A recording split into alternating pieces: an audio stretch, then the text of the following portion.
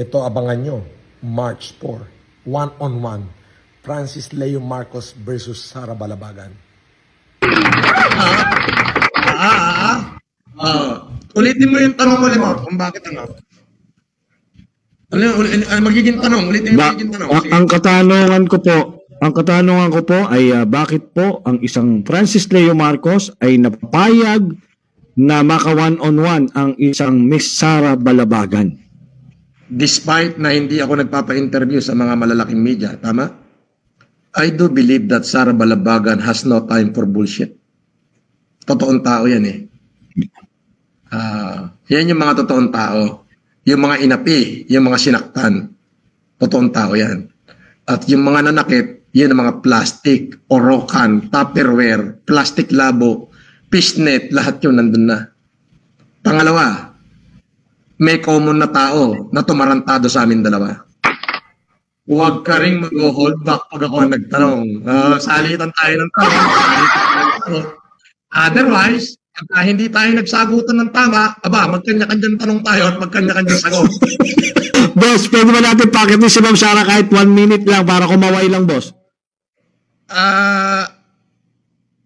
Sige, walang problema. Para makita ng mga kapatid natin dito, boss, na si Ma'am Sara. Ma'am Sara, ito po yung hagdanan, Ma'am Sara.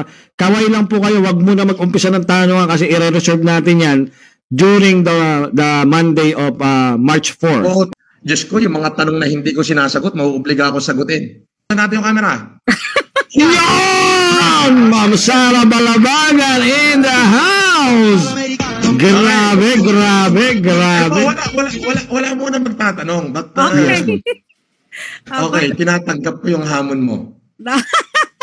Thank you, sir. Ano yun ha? Ilang oras yun? 2? Isang oras lang naman yung program ko. Konti lang naman yung viewers ko, but excited to have you, sir. It's not your viewers. It's my viewers. May mga bili ka ng bago cellphone? Yes, boss. Patingin nga ng pilbos mo. Ulit, bet tayo ulit. Okay. Sige. Sige. Isa pa. Paggaling ka. Flash out. Tala, ikaw. Ano nabili mo? Nakabili ako kwintas, boss. Quintas, dahil dyan sa paglalaro ng 4 mines? Ikaw, ano nabili mo? Wala eh. Ito lang. Nakabili ka ng bagong cellphone? Nanalo ka? Magkano tinamaan mo kay Pilbos? 80,000. 80,000? Grabe naman. Magkano kapital mo? 2,000. Ayan ang sinasabi ko sa inyo. Ako sa kabilang page ko sa Reels, na 7 hours, 3 million, hanggang sa, ako na mismo tinitake down ko talaga siya. Tinatanggal ko na siya. Marami akong post na tinatanggal ko kasi masyado nang marami. Kapag automatic delete. Anyway, sige. March 4, 1 p.m. Philippine time. Ganito. Medyo, eto exciting dito. Ikaw yung unang magtatanong, ha? Salitan tayo ng tanong. Salitan, okay?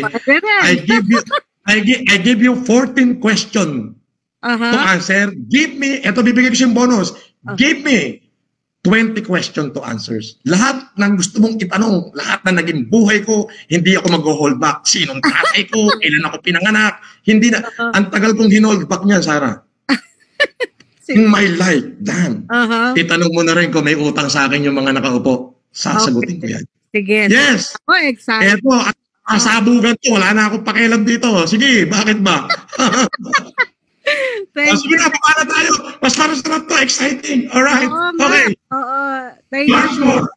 March speak. Hindi ako nagsalita. Yes. Alam mo, dinurog nila yung pagkatao ko sa napakahabang panahon. Nakakulong ako 3 itong buwan. Ay, kakosa! Kosa! 3 taong 7 buwan ako nakulong na dinudurog ang pangalan ko. Hindi ako nagsalita. Hanggang sa paglaya ko, hindi ako nagsalita.